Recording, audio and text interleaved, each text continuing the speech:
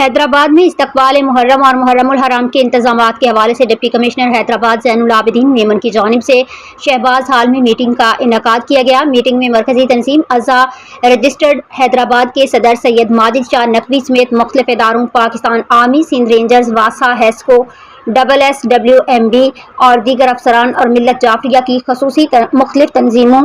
اداروں نے شرکت کی۔ اس موقع پر مرکزی تنظیم اعضاء رجسٹرڈ حیدرآباد کے صدر سید ماجد شاہ نقوی نے اپنی ممبر انجمنوں اور عزاداری سید الشہداء میں مجالس، جلوس اور دیگر پروگراموں انعقاد میں درپیش مسائل اور ان کے حل کے حوالے سے بات کی۔ اس موقع پر ڈپٹی کمشنر حیدرآباد زین العابدین میمن، SSP حیدرآباد عدیل حسین چانڈے اور سیکورٹی فورسز کے افسران سید محمد رضا ایرانی، سید معظم جہانیہ، عاصم شاہ، غازی صلاح الدین، شمیم نقوی، مصطفیٰ علی حیدری، DHO اور دیگر ادارے اور مومنین موجود تھے۔